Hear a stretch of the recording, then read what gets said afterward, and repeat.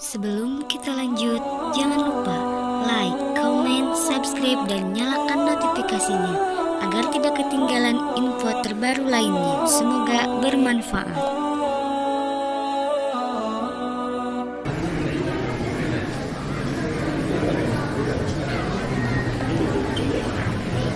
Bismillahirrahmanirrahim. Assalamualaikum warahmatullahi wabarakatuh.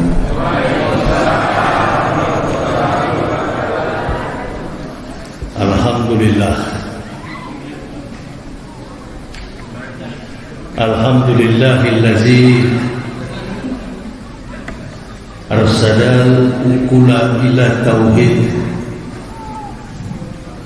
wa hadaha wa awluha lilladda wahdaniyati wa jalluha wa aqtala bimaruhil haq subhanahu wa ta'ala. Ashhadu an la ilaha illallah wahdahu la syarika lahu sahadatan arafa mana wa amila zahiran wa batinan bimuqtadaha. Wa asyhadu anna Muhammadan abduhu wa rasuluhu allazi la nabiyya ba'dah. Allahumma fasholli wa sallim ala imamil abrar wal muqarribin sayyidina wa maulana Muhammadin wa ala alihi wa sahbihi al-ansar wal muhajirin wa alaina ma'ahum bi rahmatika ya arhamar rahimin. Ibu bapak, saudara-saudaraku rahimahumullah yang kami hormati, kami muliakan para alim, para tokoh-tokoh masyarakat, pengurus masjid Baitul Izzah telah hadir bersama-sama dengan kita. Badan Kemakmuran Masjid Baitul Izzah, Bapak Ketua sampai dengan seluruh anggota jamaah yang ada di Masjid Baitul Izzah. Berhadir pula dengan kita, bersama-sama dengan kita Ormas Brigade 08 sebagai penyelenggara keamanan ketertiban dalam menyelenggarakan tabligh akbar sepekan perjalanan dakwah yang saya lakukan pada minggu ini. Kemudian juga tak lupa kami sampaikan sholawat dan taslim keharibaan Nabiullah baginda Rasulullah Muhammad sallallahu alaihi wasallam. Kita baru-baru ini, kalau tidak salah kemarin tanggal 28 Februari bertepatan dengan tanggal 27 Rajab. 27 Rajab malam ke-27 atau bertepatan dengan tanggal 28 Februari tahun 2022 masuk kepada 27 Rajab. Peristiwa yang terjadi di mana Rasulullah SAW diserah terima tugaskan oleh Allah untuk menjemput perintah yang paling utama bagi umat manusia. Afdalul a'malu as-salatu khams. Amal yang paling utama adalah salat 5 waktu. Saya juga kepada ibu bapak, saya sejak bebas dari penjara ini, saya nggak tahan kalau kipas angin itu. Ya, saya nggak tahan kebetulan di depan kamar saya itu nomor 19, di depan kamar itu ada masjid. Kebetulan saya imam di situ, saya juga khotibnya di situ. Jadi Tiap saat saya bergulat di masjid itu. Nah, kalau AC sudah diputar, kapasitasnya 3 kali lipat daripada yang ini. Besar sekali. Kebetulan memang ruangan kita bukan ruangan normal. Ruangan kita itu ruangan di bawah tanah. Nggak ada akses untuk kita mendapatkan sinar matahari ultraviolet. Memang betul-betul penyakitan kita keluar. Jadi saya keluar penjara ini, saya sebenarnya orang yang belum sehat, tapi saya paksakan diri. Dari Jakarta sampai ke Pekanbaru saya bawa mobil. Dari tanggal 26 saya singgah di Payakumbuh, di mana-mana ceramah, turun ke sini dalam keadaan yang cuacanya memang hujan, sakit, dalam keadaan sakit. Hanya Engkau yang tahu ya Allah. Ini perjuangan kita di dalam menegakkan Islam. Apalagi di tengah-tengah kegembiraan, di tengah-tengah kesukacitaan seluruh kaum mukmin.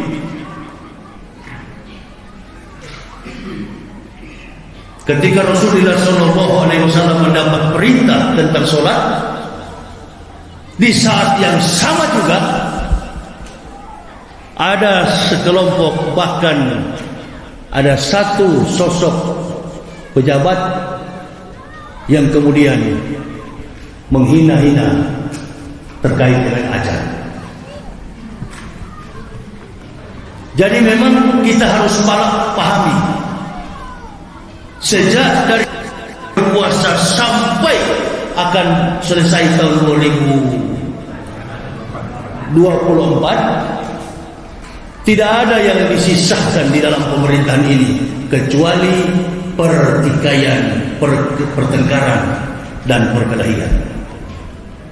Nah, kita sebagai masyarakat harus dewasa. Harus dewasa, jangan terpancing. Jangan terpancing. Kami orang-orang yang sudah terpancing. Ujungnya apa? Kami ditangkap. Kami dipenjarakan tanpa ada masalah, kami dipenjarakan. Cuma karena dendam emosi agama.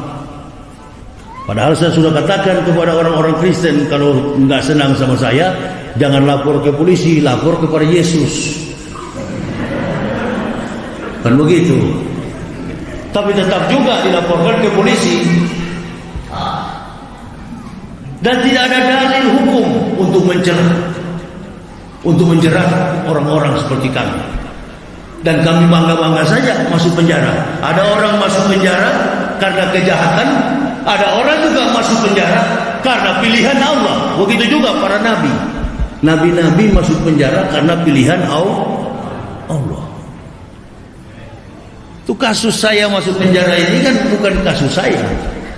Coba simak baik-baik video itu. Video itu saya bela Ustaz Somad tahun 2019. Karena Ustaz Somad dilaporkan seluruh pendeta satu Indonesia. Nggak ada yang bela Ustaz Somad, saya sendiri yang bela. Dan saya katakan di dalam video itu, jangan Ustaz Somad yang ditangkap, saya yang ditangkap. Dan kalau saya ditangkap, saya tidak akan lari dari tempat, saya akan menyerah. Dan memang saya ditangkap dalam keadaan sakit. Pulang dari Padang, saya dalam keadaan sakit. Ditangkap. Polisi yang tadinya mau nangkap cuma 27 orang, berubah jadi 19 mobil. Ini bahaya katanya, Ustaz bahaya. Jadi harus banyak yang datang. Saya bilang percuma banyak-banyak komandan. Satu orang aja datang kasih surat, saya datang. Kita kooperatif. Dan kita tidak akan cengeng. Kita akan menghadapi peristiwa hukum sampai akhir daripada peristiwa hukum. Dan kita tidak akan pernah menghadirkan penasihat hukum. Sekali lagi, sebagai seorang ustaz, kami anti untuk dibela oleh sama-sama makhluk. Saya dari awal ditanya, banyak sekali yang mentawarkan, Ustaz, saya siap jadi pengacara, saya siap jadi lawyers, saya siap jadi penasihat hukum. Bahkan dari pihak kepolisian sekalipun sudah memberikan pengacara, dari Jaksa Agung sudah memberikan pengacara. Apa saya katakan? Saya hanya bergantung dan berharap kepada Allah. Gak pernah pakai pengacara hukum. Dari awal sampai akhir persidangan, saya gak pernah pakai pengacara hukum. Bukti persidangan saya kirimkan kepada Pak Alung. Ini Pak Alung, bukti persidangan saya, tuntutan jaksa penuntut umum. Jaksa penuntut umum ini bukan orang-orang Islam, kebanyakan orang-orang di luar akidah kita. Setiap mereka menuntut sama saya, apa betul Anda katakan begini tentang agama Kristen? Betul. Apa Anda tidak bantah? Enggak, betul semua itu. Siapa bilang saya bantah? Jadi Anda tidak membantah? Tidak pernah membantah saya. Hadirkan ke sini saksi ahlinya, ahli pidana, ahli forensik. Saya tidak akan bantah, saya akui semua.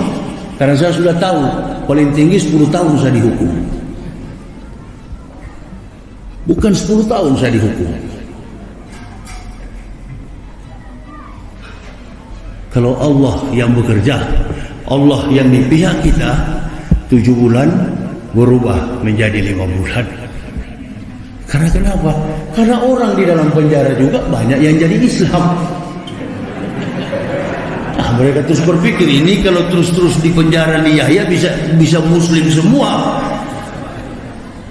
Kan begitu. Bisa orang yang tadinya bukan Muslim, kafirun, bisa jadi Islam. Nah, begitu. Jadi di luar kita menjadi terang, di dalam penjara pun kita menjadi terang. Bukan kita cengeng.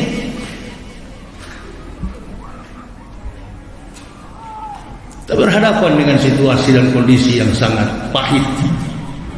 Itulah yang dialami oleh Rasulullah SAW. Ibu bapak jangan pernah berpikir bahwa perintah sholat itu hanyalah perintah yang mudah. Apa yang dibacakan oleh qori tadi, Subhanallazi asra bi 'abdihi lailan minal masjidil haram ilal masjidil aqsa. Subhanallazi asra bi 'abdihi. Di sini ada interaktif antara Abu Jahal ketika berhadapan dengan Rasulullah sallallahu alaihi wasallam. Dia tidak mengakui ada kata subhanallazi yang mengagungkan kebesaran dan kekuatan Allah Subhanahu wa taala. Subhanallazi, maha suci Allah yang telah memperjalankan seorang hambanya. Tidak mungkin akan terjadi perjalanan ini dari Masjidil Haram sampai ke Masjidil Aqsa kalau tidak dengan kekuatan Allah. Makanya Abu Jahal katakan, coba Muhammad kamu angkat kakimu sebelah kanan, saya mau saksikan apa betul kamu tadi malam dari Sidratul Muntaha. Rasulullah angkat sebelah kanan. Kata Abu Jahal yang sebelah kiri juga, kata Rasulullah, kalau dua-dua saya angkat, dua-dua saya jatuh. Nah, inilah yang tidak bisa kita logikakan secara matematik logika. Ini logika ini ada beberapa orang mencoba untuk melogikakan perintah sholat ini dengan ada yang mengatakan boleh, katanya sholat dirangkum satu kali, dibuat dalam satu waktu 17 rakaat dalam satu hari, sehingga dia tidak merangkum 5 waktu dalam sehari, satu waktu dirangkum menjadi 17 waktu dalam satu waktu sehari. Ini orang-orang yang berlogika yang ada di Indonesia. Sudah demikian, di tengah-tengah kegembiraan umat, Datang seorang pejabat dan kemudian menyamakan azan itu dengan suara daripada anjing. Nah, ibu bapak, saudara-saudaraku, nggak usah terpengaruh. Yakut, siapa lagi? Abu Jongos, Abu siapa? Lupa saya itu nama-nama, masih rupa-rupanya belum mati semua, masih hidup. Si siapa? Abu Jahal itu siapa? Abu Janda, Abu Jongos itu di Denny Sregar dan lain sebagainya itu. Rupa-rupanya orang-orang ini masih umur panjang juga. Dan memang orang-orang seperti itu, seperti Abu Jahal begitu, umurnya panjang. Kita ini yang berjuang di jalan Allah ini tuh umurnya makin pendek. Sakit-sakitan, tapi kami tidak pernah menyerah dengan bagaimana macam masalah yang kami hadapi di perjalanan. Karena dari penjara memang sudah begini keadaannya. Sakit, dalam keadaan sakit kita jadi imam, dalam keadaan sakit kita khutbah, dalam keadaan sakit kita jadi penceramah di dalam penjara. Nggak pernah melemahkan kami, tetap maju dalam menegakkan syiar Islam. Itu yang kami camkan. Ada yang lain, begitu keluar dari penjara, ngomongnya tinggi sekali. Wah, seperti berjuang dia kalau ngomong. Padahal di dalam penjara nggak pernah jadi imam, nggak pernah jadi khotib. Kemudian dengan sesama saudara Muslim saling bermusuhan. Begitu dia keluar, dia seperti pahlawan di luar sana. Namanya Gus Nur.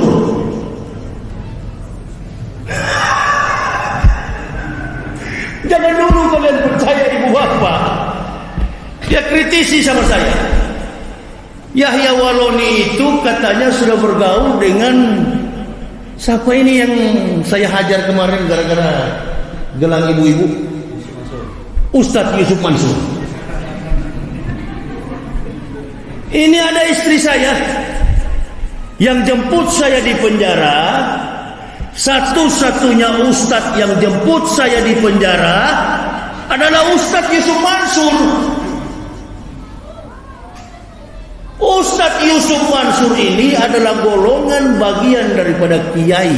Persoalan dia dalam masalah wallahu alam bisawab, itu urusan dia.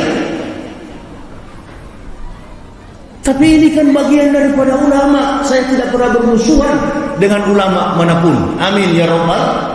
Nggak pernah bermusuhan saya dengan ulama. Ulama yang betul-betul kuasai kitab, ulama yang betul-betul kuasai Quran, yang hafal Quran, hafal hadis. Masya Allah. Bukan ngaku ustaz tapi nggak bisa baca Quran. Inna lillahi wa inna ilaihi raji'un. Saya dengan istri anak,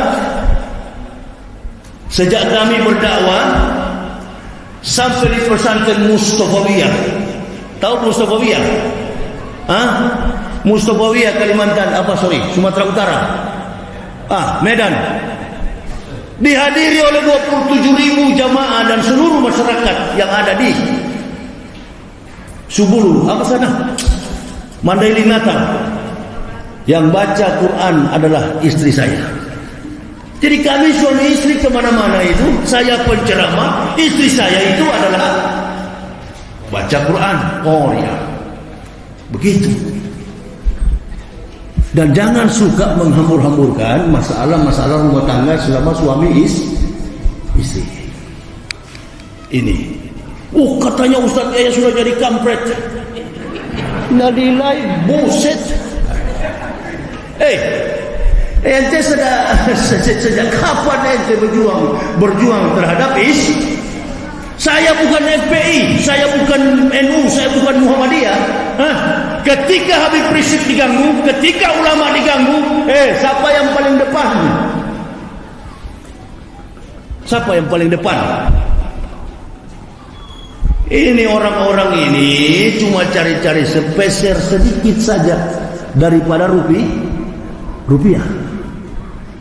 Mana berani dia berjuang dengan hartanya, dengan kemampuannya, dengan keyakinan yang ada di dalam jiwanya. Mana dia berani? Atau dia sendiri? Jangan pakai kelompok, jangan pakai golongan, jangan pakai pengawal. Dia berani enggak? Sulit mencari orang seperti itu.